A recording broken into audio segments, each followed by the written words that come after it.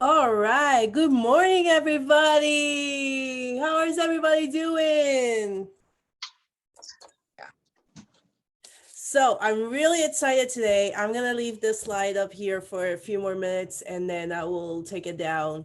Today, we don't have any slide deck. We don't have Death by PowerPoint. No. Today's our first Apc Q A. So I had a few questions that were sent to me via the Google form, and then we will open it up for any other questions that come behind those. Again, as always, the session is being recorded and will be posted later.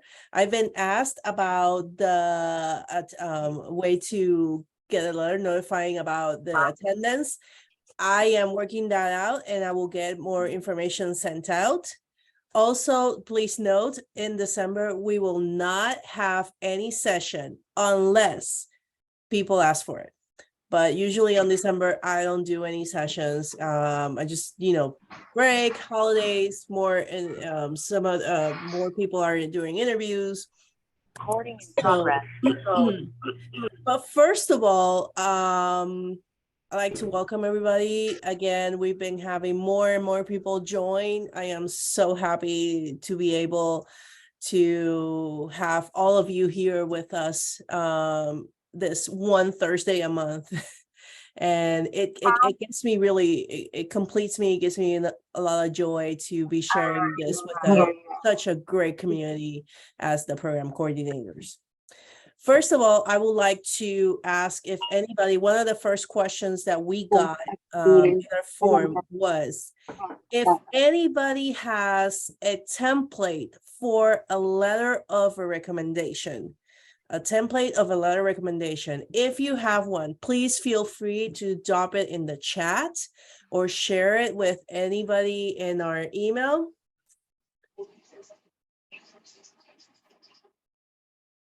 And we will share it with everybody afterwards. Okay, if anybody has a template of a letter of recommendation that can be shared. That was one of the questions that we had in the form. So that I can. So what we're gonna do is the following. I went through the questions that we have, and I have a couple of questions that are gonna be grouped.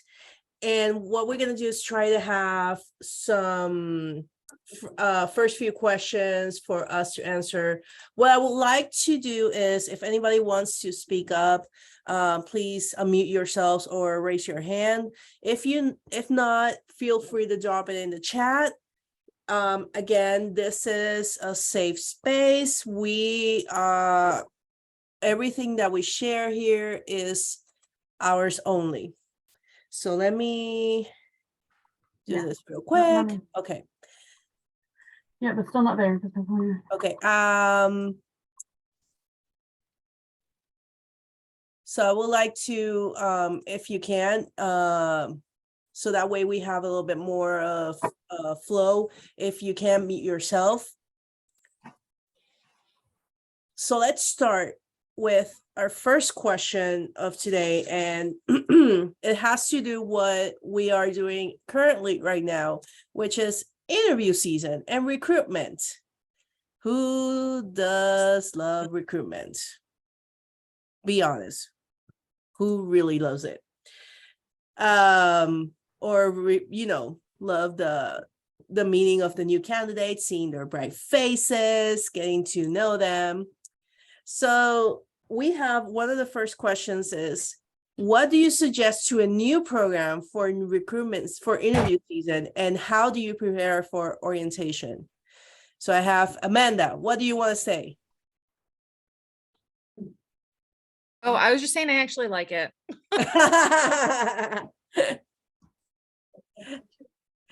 All right. Rikana, did I say it right? No, it's Rashana. Rishana. Okay. Thank you. Please correct me if I mention your name wrong. No problem. So we just finished our recruitment season on October 14th. Thank God. So what we did is, because I'm a part of our DEI committee, when we submitted to our selection group, we only gave them their CV, their personal statement, And that way we did not provide letters of recommendation. We didn't provide their pictures She's always because home we for work. wanted them. I'm gonna run to the restroom. Can you guys mute? Someone needs to mute. It looks like Yvette. Okay. So what we did was to keep, because we have questions that our internal medicine group picks to see how many underrepresented people that applied, how many we interviewed, and how many we selected. We kept it very general, like I said, to just the CV and their personal statement, and then anything else that they garnered from the interview season. That's how we ranked them, because we didn't want a picture. We didn't want any pre-biases to be brought into it, to have them look at any letters of rec or even the scores. We didn't even show the scores either. It was just very general. And then we discussed it. Like my APD and my PD, they had everything from the, the letters of rec and the scores and all this, but we did not provide that information. And everyone said that they preferred that because they were able to give everybody start at the same place. They weren't biased by, like I said, whatever was written by other people. So that really helped us tremendously. Awesome. Honor. Good morning. You asked about orientation. I assume you mean like orientation to the program and not the orientation in July. So I think the question has to do with orientation after the onboarding and everything. Oh, well, I can answer about orientation to the program for our interviews. Okay, And what feel we, free. what we did was create videos from our PD and our 2 APDs talking about the program, stuff that we would do if we were in person. We actually just created videos so that we didn't do it on our Zoom interview session. And that gave the applicants, we sent those videos only to the applicants we were interviewing. And that gave them an opportunity to see the program at their leisure. The experts, whoever they are, say that Zoom should only be 4 hours. So we didn't want to waste time in our Zoom session talking about the program, but giving them an opportunity to see it at their leisure. Great. Carolyn. I was gonna kind of reiterate what Roshana was talking about. My program director and I, we kind of do the same thing. And I see that Tori's on here, so she can chime in too, since she was a part of this at one point. The way we split it up is the program director never sees the CV up until the point of interviews. So I go through the CV and I've got certain things that I look at, research, and they're like volunteer work, publications, things like that. And she looks at letters of recommendation and their application. So we keep them completely separate, and things like their race, their gender, all that kind of stuff is hidden from both of us. So we don't really know until the end anything that the other person looks at. And then at the end, I kind of have a score for them. She has a score for them, and we combine them for who we select for interviews. So that's kind of how we stay, unbiased. Yeah, that's sort of how we do it too. The other thing that we've started doing is we actually take the picture out. We don't allow the picture in at all. So we can't see them at all. And I'm sorry, I missed the first little bit of the question. And then the only issue now with my program, and if anybody has any suggestions with like the San Francisco match, it doesn't allow you to actually filter the way that ARIS does. So I'm having some difficulty with our ARIS applications about how to actually get some of those filters in to make it a little bit more unbiased. And so if anybody has any suggestions, please put it in the chat or whatever. I'd really appreciate that. Interesting. I never heard that about I'm gonna be honest, I think most of us haven't worked with the San Francisco match, but it's good to know that. Yeah, I've reached out to them to see if those filters could be put in, because ACGME is really big about like diversity and stuff right now, but it's it's kind of hard to do that with applications when everything is on one page and there's no way to kind of filter it out. So hopefully we get something in there soon before the next interview season. Mm-hmm. All right, Jessica. So for our program, we created a score sheet that only I use, and I review all apps. And then the only thing the faculty see before the interview is the evaluation sheet. So we do blind interviews, so they don't even know who's coming or what, like who they're going to see. We don't give them CVs anymore, and we don't give them any of the scores because, people start hanging on to USMLE scores and how they did on those, and then we never get away from those. So the blind interviews has really helped us in that frame. And then with the score sheet, there's like diversity is considered in all of it because we keep everything screened from the beginning. And we just rank them based on like their scores, their research, their residencies, med schools, things like that. Very interesting. Does anybody have any other ways that you filter out those applications? Amanda here, I can chime in again. Mm-hmm. So we had over 1,000 applicants for 3 spots this year. So we do some basic filtering in ARIS to make sure that all the applicants that we actually look at meet our minimum requirements. And then I have a rubric for holistic application review, and we have faculty that opt into that. And we use Cortex this year through Thalamus for our application review. Everybody is then scored, and we look at the top scorers and invite to interview from those. And then during interviews, our faculty it's partially blind. They get a personal statement beforehand, and that's it. And the resident applicants are also told that is all the faculty get, so that it's on them if they want to disclose anything else during the interview. We also have standardized questions for all of our faculty interviews.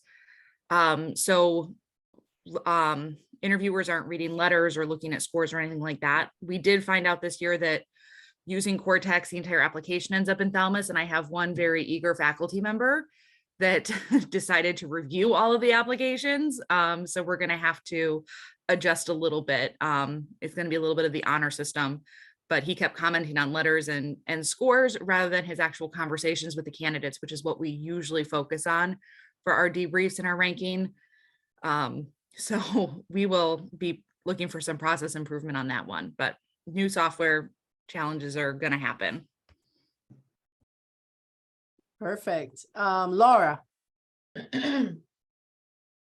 Morning. So I work I used to work at St. Louis University. I now work for SSM Health, St. Louis University School of Medicine, something like that, right? And so this was the first time that we went through interviews, and we were planning to do them in person. They got flipped to virtual, but we stuck with our format. When it comes to reviewing applications, though, we had over 500 applications for 4 spots. And for us, being attached to a Jesuit institution, we also have to take in that mission and that aim along with our program aims and things like that. So for us, the big thing with the Jesuit institution is holistic review. Like, it's a whole process. It's the whole person.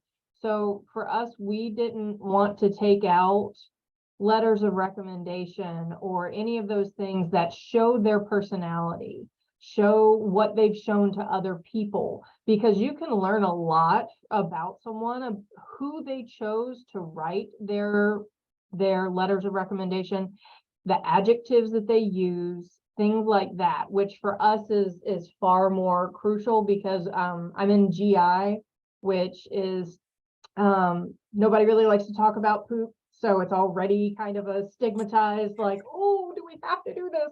So we really like to try to find residents that also, or fellows that match with our not only our educational needs and expectations, but also with the university aims, our service component, all of those other things. And I feel like that's one component that really gets stripped out when you strip out all the identifying factors about your candidates, because it's not necessarily where they trained, it's also how they were raised, what they did. If they bring that to themselves, and if that's mentioned in multiple letters, then that's really who they probably are, rather than, yeah, they showed up on time and they did good notes. You know, it tells us something how much effort the letter writer puts in.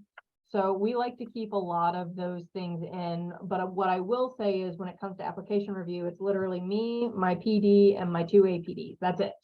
It's just us who review the applications, move forward, and we get a lot of outreach from our alumni network and, you know, private practice folks.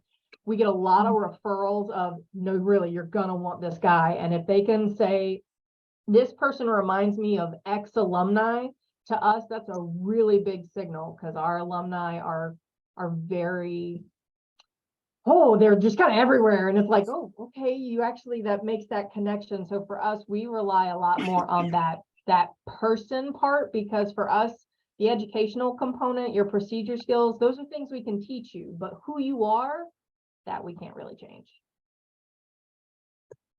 Awesome. Anybody else?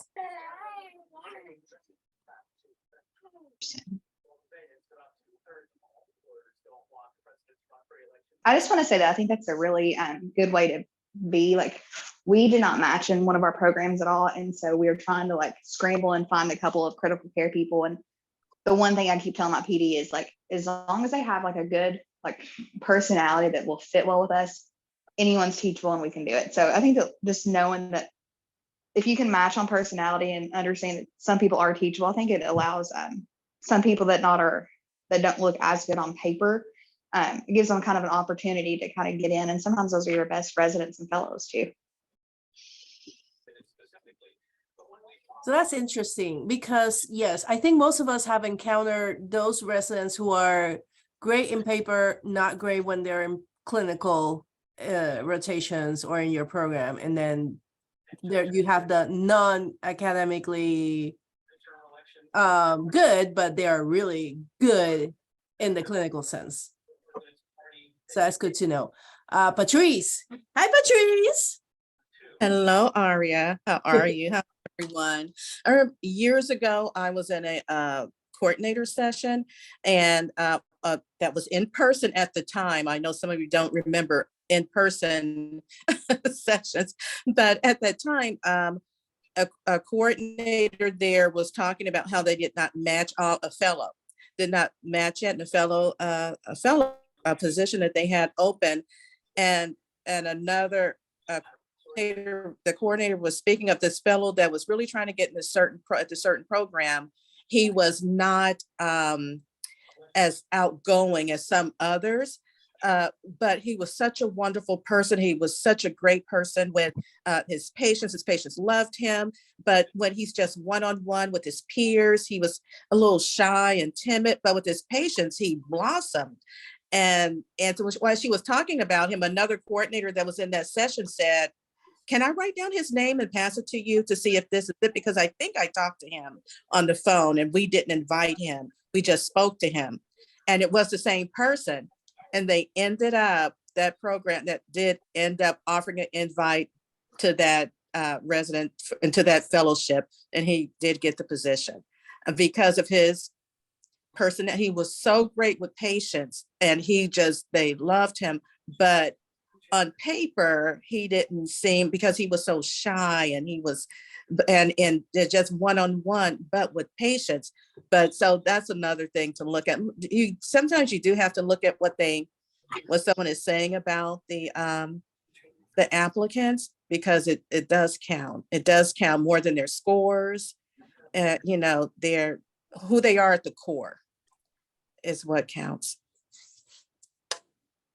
Awesome. So I want to bring another question here that we got in our form before the session, and it has to do with interview process. So this person who is new to GME, no GME experience, you know, like everybody here, we have been. So they, Are you on a meeting right now too? so here's What the is this thing. meeting? Rhonda just sent me this thing. So here's the thing. They ask if the program is on the review committee agenda for January, late January, which happens to certain specialties. And they want to proceed, hopefully they get approved, the initial accreditation and everything. And they want to get, go ahead with interviews in February to see if they could do the match and the soap. So they ask either go along for the ride and hope for the best, or advocate that they push their start date to the next cycle so they can iron out the program details and have an opportunity to do the proper recruitment and take advantage of interview season. Jessica. So we had this situation happen with our critical care fellowship, and they were pushing to actually scramble in April for a position that started in July. I advocated that we wait, and it was one of the best decisions we ever made. You have to have time to get the program together and to get your interview like process together. You can't just bring people into a system that isn't ready. That's going to be more detrimental to their learning and to you as a program than not having someone for that year.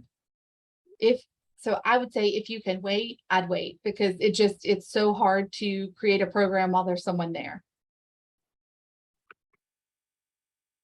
All right. Anybody else?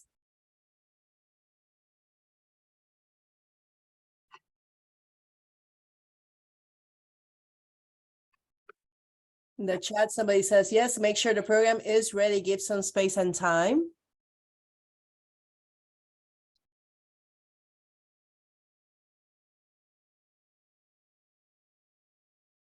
Really, I thought this question will bring more comments.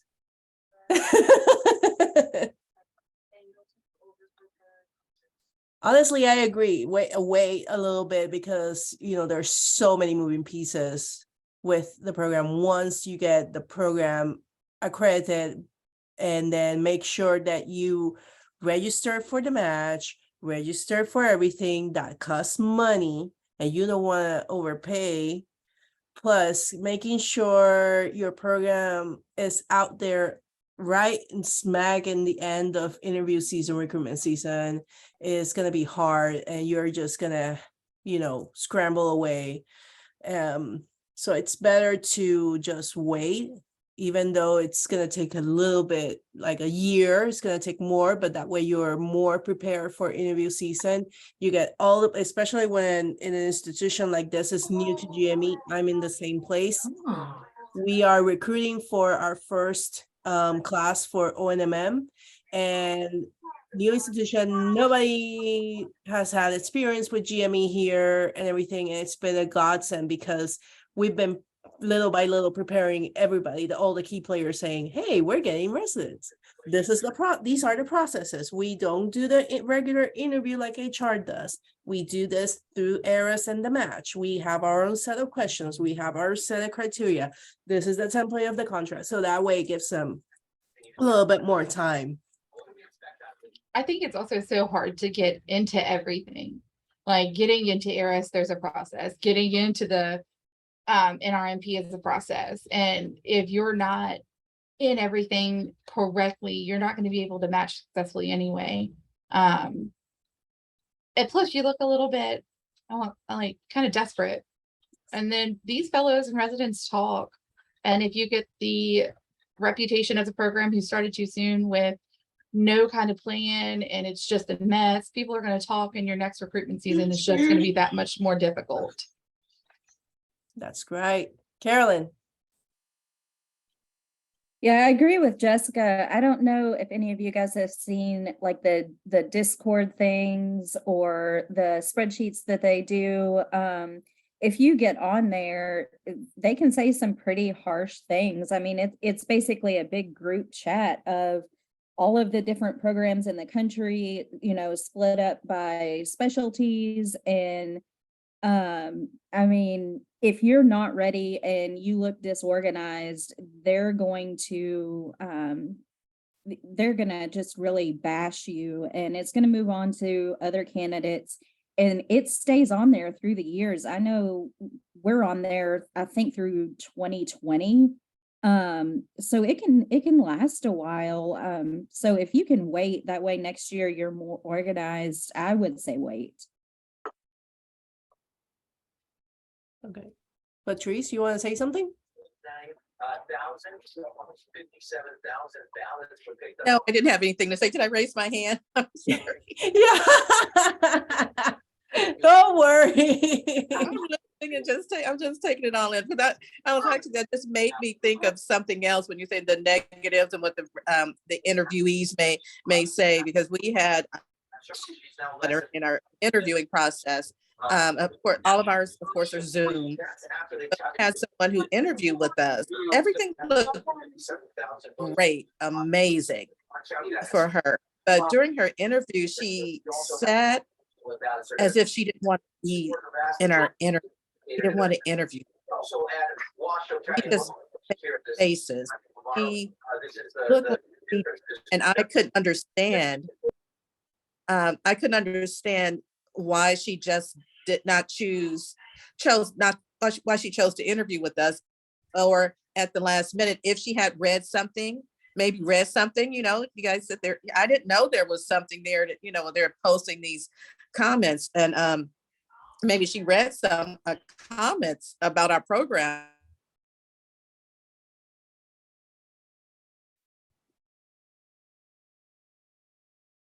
Oh, And we did have one person, and to me, I'm thinking, people talk, and she doesn't know that could follow her, even though we don't really talk that much, and I wouldn't say her name or anything, but I wonder, that makes me think, did she read something on a site regarding our program? But she really behaved as if she did not want to be there. Interesting.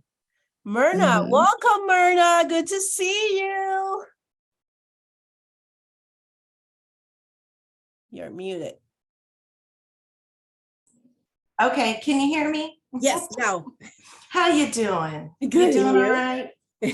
On that same note, I actually got to meet with this last year just to make sure, because not only do we have, the students that come here, but we wind up, of course, matching them into our program, of course, for internal medicine.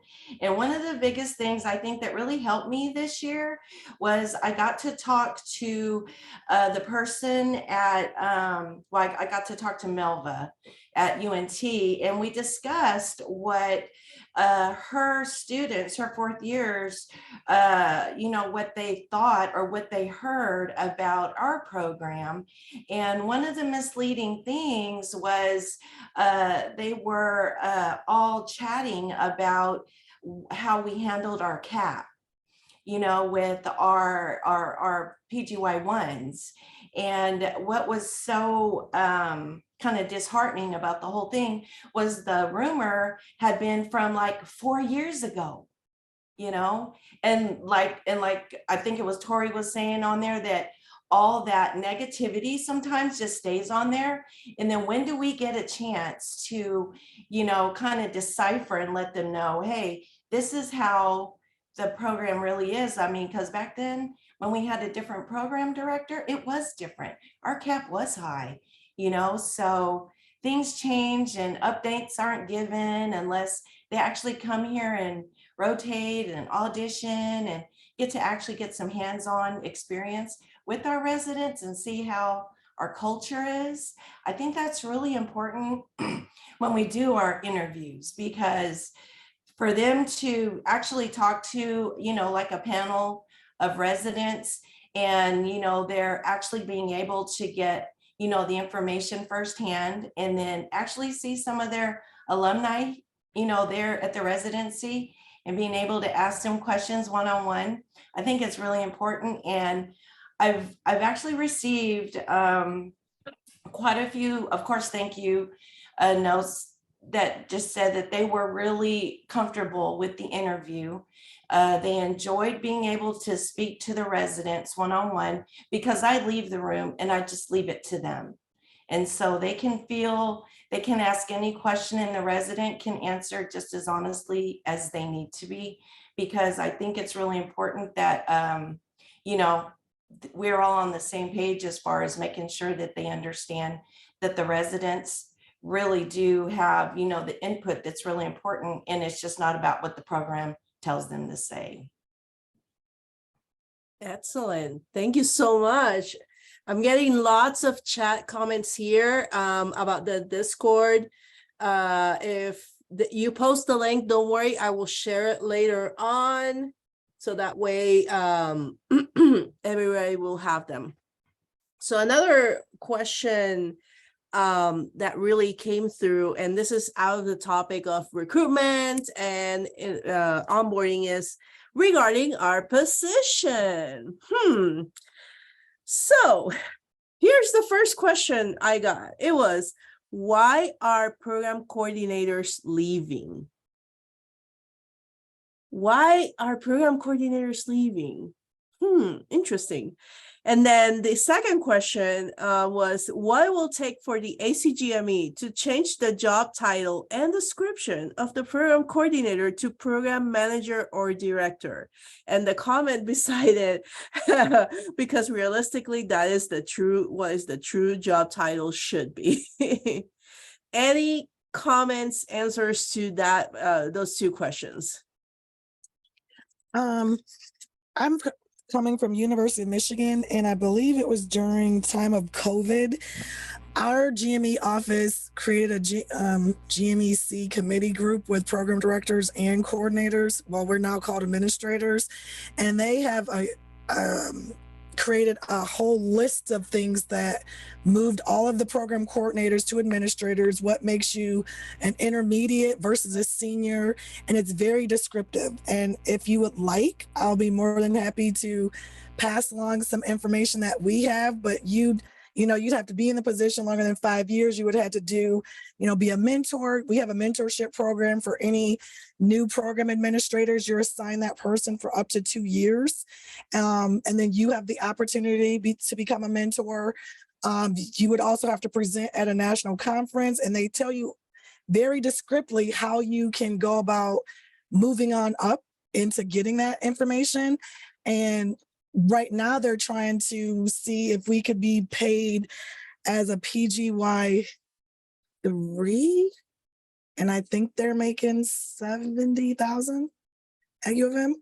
So that's what we're trying to do here. And I don't know how long that takes, but I do know that for our titles to be changed, and even some admins that had admin duties to move over to the GME role, they were looking at all of the FTEs that's associated with that, how much time you're taking for that. And they said, if you spend more than 70% of your time doing this, then your department has to classify you as a program administrator. So we don't have any, from my knowledge, any admins that are doing GME work. You have to be listed as a program administrator, and your FTE is through GME. Wow, Richana, thank you. And people are asking if you can share those descriptions. Sure. Okay, so Sharon. Hi, everybody. Good morning or good afternoon. Good morning. So I know this is a question that comes the part about coordinators leaving. And I know that there's been a revolving door lately. I think in the time of the pandemic, some have it has to do with the working remote, the hybrid situation, and that was one issue. But there's another underlying issue that I don't know if we're having this conversation about, how a lot of us are treated in our roles. And a lot of coordinators are treated as the help instead of the administrators that we are, right? And every coordinator is different. Everyone brings their je ne sais quoi, right, to your program. Everybody comes with your knowledge, what you may be, right? Like our residents, some of us, our programs has tracks, right? The resident can concentrate on the track. Program coordinator, same thing. Your expertise in whether it be organization, strategy, fixer, right? You're able to bring that to your program, but sometimes program directors and whomever else may be above us, they don't appreciate our knowledge, our expertise, what we bring to the table. And so then we get shut down. We're not appreciated. God forbid if somebody says thank you, right? Because appreciation goes a long way. And when you're appreciated and you're treated as if though you matter and your opinions matter and your knowledge matters, then you want to go the extra mile, right? Because then it turns you into the complete opposite of the spectrum where you're just doing the minimum. You're going to be there from whatever time to whatever time you're supposed to be there. Don't look for me to do anything more than what I'm supposed to do, because this is a reflection of how we're being treated. So I can speak on both ends of being on this. My last program I was at, I think when we started this, Aria, I was at the Brooklyn Hospital when we literally started. And I think by the second one, I was emailing Aria, like, Aria, I'm not gonna be there. Send it to my personal email, because I didn't know what my new email. I was at that hospital for 4 months. And I don't even know if anybody else from here is on it. I don't even care. It was not a pleasant experience. Like, I was clinically depressed because of how I was being treated in the role, knowing that I had a lot to bring to the table. And I made a decision. I actually got called for where I am now. And the person knew I was there for only 4 months. And she said, listen, I have a job if you want it. And I said, you know what? I'll take it. And it's been the best decision that I've made in a very long time. A leap of faith, right? But coming in like, look, this is what I am. This is what I can do. You all are going to either like it or not. And I'm happy to say that I can see now, and it's not me bragging, y'all, please know, because I went through hell for 4 months, right? Really trying to bring what I know, because I know my stuff, but literally being like just either given the runaround or just not even being acknowledged at all, because we're dealing with egos, right? And for the most part, everybody thinks they know more than we do, and they don't. We do this every day. This is all we do. They, right, the program directors, the chairs, they're also seeing they're doing patient care. They're doing other things in the medical field. We come here and this is all we have to do. We don't have anything else better to do but this work. And we put time into it. We go to conferences for this. We're taking time out of our workday to attend this very in service. And thank you, Aria, so much. I thank you after every one of these, because we need this. We need a time to come together to talk. Am I right? This is our tribe. We're our tribe. Only we know the things that we go through on a day-to-day basis, dealing with interviews, dealing with the candidates, dealing with putting schedules together, dealing with people, dropping out at the last minute, don't have the courage. All these different things, only we know what it is. So the reason why people are leaving is because they're saying, I don't need this, right? I'll go work at Walmart. Forget it. Right, because Walmart, I think, is giving benefits now, if I'm not mistaken. All right, Laura. Man, I don't even know how to follow that up, because I mean, the chat, we are just blowing up, because that was all day long. But the two quick points that I had to bring was simply because we are the experts, and I have looked my division director in the face and said, you may be a subject matter expert in medicine, but I'm a subject matter expert in education. I have a degree in it. So if you want to talk about educational components, you come to me, but you are the subject matter. You don't necessarily know how to teach it. Those are two different things, just putting that out there. But also for me, the part of the reason that I feel so many people are leaving, because it's everywhere. It's not just you. It's not just here. It's not just there. It's everything. Is especially people just don't understand the stakes of our job. Because a lot of people are like, well, it's not like anybody's dying. It's like, no, but somebody could. If my person isn't licensed appropriately, somebody could get sued. Somebody could get hurt. Like, these are important things. If they don't know who to call, then there you are. But for me, I find it fascinating that, a lot of us don't make enough money. Everybody knows that. But it's really, really hard when even ACGME perpetuates that, because I was fortunate enough to I'm getting to present at the national conference this year. I'm super excited. But even the discounted registration as a speaker is more than the resident and fellow registration fee. They make more than me, and theirs is less, and I'm a presenter. So somebody explain to me in what world that makes sense, because the normal registration early bird price for an attendee to go to the ACGME National Conference just for registration is $1,190. That's not hotel, that's not food, and I don't know about y'all, but I don't get professional development funds. My department doesn't have that built in for me. They've got it for my fellows all day long. They've got it for my PD and my APPs and all of those people, but me, no. I have nothing. So I'm gonna have to argue for it. But the fact that I am a presenter and it's $650, but the resident and fellow fee is only $590. Somebody make it make sense. That's what I have to say. Laura, I hope to see you there. I'm presenting too. So bravo. And one note, this year they did put the pre-conference in the registration for the full conference. That was something that was separate before. And I read that. Tori. Yes, I just wanted to like kind of get a consensus too. So one of the reasons I think that PCs are gone is, again, like everyone has said, people are underpaid and overworked.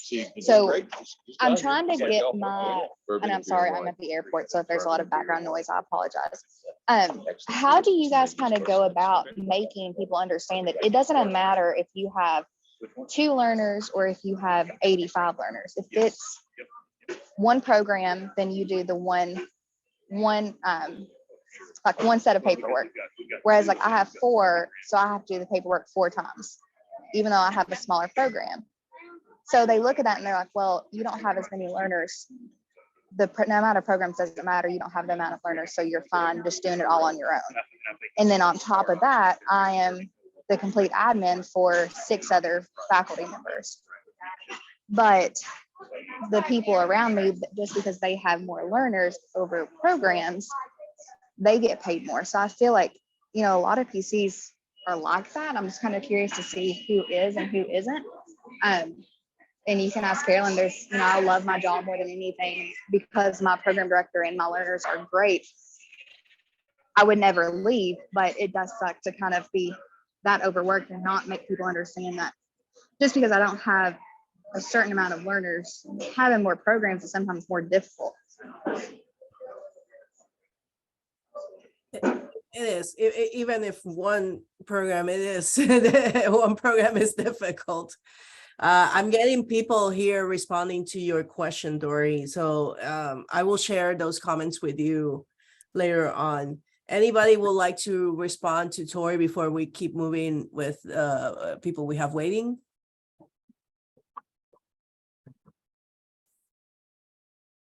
I can respond. My name is Chandala. I've worked starting from coordinator as a UME all the way up to GME, and here right now I'm in fellowships. And I've been doing this now for a little over 10 years. And as Tori mentioned, I'll say it's a twofold, right? So if you have a large program, I've worked with as internal medicine, and there's 180 people, not only at UT, but also at Emory, and I've worked in both programs. To do something for 180 people versus 2 people is very different. However, having 4 programs now and doing it 4 times versus 180 times for just one item, it's not as bad. However, you do need support because having different program directors, having different departments and their different needs, because sometimes even though you're doing it 4 different times, you might have to do it 4 different ways, even though you're getting the same results because your program director has certain ways in which they want things done. So all of it, no matter how you look at it, it can be complicated, but it's also about how you work and how you organize and how you communicate and all of those factors. So Tori, I do understand where you're coming from. I have 4 programs. Yes, I only have 12 people in each of those programs, but they also gave me all of these non-ACGME programs on the side, which is 5 of those. And then on top of that, I have all these people I'm working with from every freaking department. It's just interesting, but I'd rather do that than have a huge internal medicine program with 180 people. That's just my perspective. Oh yeah, I completely agree. I like my small programs just because I feel like I can have a better relationship with them. So it's almost easier to work when things happen. It's just like trying to support them and make them realize it really is important to learn to have, I guess. Tori, you're Sometimes, cutting in and you out know, really bad. We people can't need help understand you. too.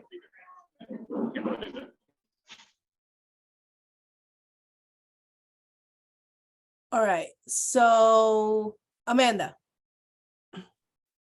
I guess I have 2 parts to this. I'm lucky enough to be in a situation where my program director, chairman, et cetera, are very supportive. My residents are very appreciative. However, our GME office is less so. There's very much the mentality that the residents are important, the PDs are important, and the coordinators are just there. And they have, just absolutely rejected even looking at an opportunity to provide tiers for the coordinators or consider a renaming of it. So just wondering if anybody has had experience going up against that. I know as a group of coordinators, we most probably need to work together for a united front, but so just any suggestions for that. And then on the other side of it, actually, let's just start with that. That's a good place. Anybody wants to tackle that question?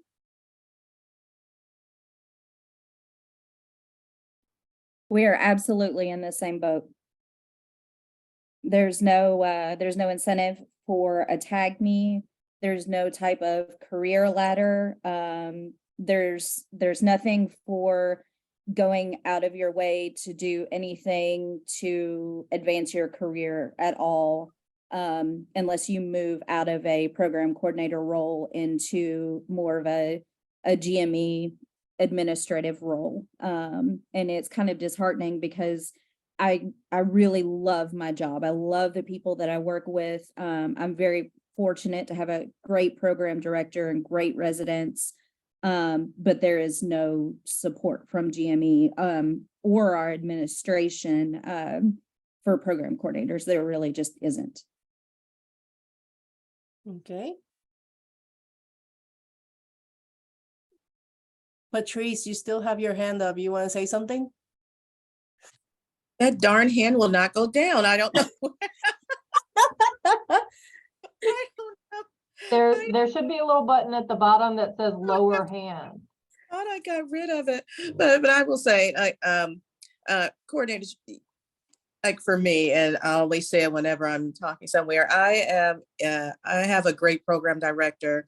I have a great faculty and staff, but it is hard because coordinators, not only within your program, and I always mention when the ACGME and the AOA merged, you still have osteopathic residents. We still under osteopathic recognition, and so you have that double there, double milestones, separate evaluations that go along with the regular evaluations. But not only do coordinators have to handle all the different things with the ACGME requirements or your all the requirements for whatever program you're with or fellowship, but we handle so much. We handle legal, we're with legal benefits, human resources, we're budgets, big budgets, we're doing budgets. We're almost every department, our Department of Education, almost every area within the hospital. When we had a storm, we were coordinating with our housekeeping and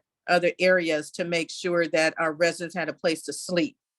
And within the hospital, food, the food wasn't available in the physician lounge the other night, and they text Queen late to say there was no food there, could they possibly get, Uber Eats or someone to deliver food for them because it hadn't been stocked? And so we do out even within our program, your fellowship, whatever you're working with, you have more, it's more than that. There's so much more that goes along with it. And I know, so what do you do? What do you, when you're explaining this is what you do, but it's all related, even though the ACGME says how much of your time is program and how much is your time. To me, it's all everything you do is program. Every single, you're helping them with, volunteering or whatever they're doing. It's all program related, everything you do, because what we do is really not for us for right now. It's for helping our residents and fellows, even our faculty, for when we're not here and when we leave, that someone else steps in and the residents from medical students feel good to come to our program even after we're no longer here. So we plant the seeds to help the residents continue to grow. So there's so much that we do. And that's why I feel like it is a career and not just a job. Patrice says the same thing I always said, this is not just a job. So I had Sharon raise her hand. Sharon, do you want to say something? I was just gonna add to the person, I'm so sorry, I forgot the name. Someone was talking about, and you all were making points that is really shared across the board. What do you do when you're at an institution that is not the department, right? Because sometimes your department might be all for you having the title change and the money, but the institution itself doesn't allow it. And that's when it's time to like make the hard decision about going somewhere else is going to respect you, in the role, that's going to respect you in the money you deserve, right? And it's probably easier said than done for most, but it is something to consider. Someone else was saying in the chat, similar to what I said, that's why I put my hand down, but also the professional development, like in keeping, like to just keeping that to build to your resume and adding to knowledge and being able to know the information right so that you can back it up with the knowledge. Perfect. Thank you so much. So we'll get Amanda to talk and then we will start closing out. Unfortunately, we're running out of time. So Amanda, the floor is yours. Yeah, I just wanted to follow that up because I know there's talk in the chat about ACGME and the requirements, and they don't have a job description for us, et cetera. They also, it's a minimum FTE. And I think a lot of programs and departments and institutions don't understand that it is a minimum, that the requirements are just for ACGME. So any board requirements, any department requirements, any things that are above and beyond for the program that are the minimum aren't included in that. So it really would be helpful, I think, for ACGME to more clearly define that. I know that also tracking time and having a better understanding of that is helpful. I know the surgery group, our specific organization is doing they're tracking our time right now. So you could opt in to figure out like how much time you're spending on different things so that we have a better understanding as a group. So it might not be a bad idea if anybody is in leadership positions in your individual areas, to work on doing a study of how much time is spent on these different requirements, if it's a board requirement, if it's department requirement, or an ACGME requirement. Because then at that point, you have more information to go back to your departments, your GME, et cetera, and say, no, we need more help. This isn't doable. That is a great idea, Amanda. And if anybody wants to join Amanda in doing that research, let's move it forward because really we need to know. Yeah. So I am not doing the research. I'm not the one that is in charge of it. I have to say that. And I'm going to say that it also needs to be specific to the types of program as ACGME defines it. So I would suggest reaching out to those individual specialty area organizations and seeing what you guys can do there. So for instance, ours is through ARIS, the Association for, oh, I'm gonna get it wrong. But for surgery administrators. So Awesome. Thank you so much for sharing that. Unfortunately, we are almost out of time for this session. Again, thank you everybody who came in and shared your questions, your comments. If you all want, I posted the links to the evaluation. If anybody wants to do a December session or do another Q&A, feel free to let us know and we'll work on that. Usually in December, I don't coordinate a session because I know recruitment season it's high and we all need that time, and also for enjoying our time with family and friends and colleagues through the holiday season. Again, thank you so much for coming in today. I will work on getting the links out today or tomorrow, the latest. And please fill out your evaluation form. Most of the comments that I've been getting on the evaluation forms are helping us to make sure that these sessions are as informative and as productive as we need them to be. So thank you so much. I hope everybody enjoys the rest of your day. Happy Thanksgiving and be safe. Love you everybody.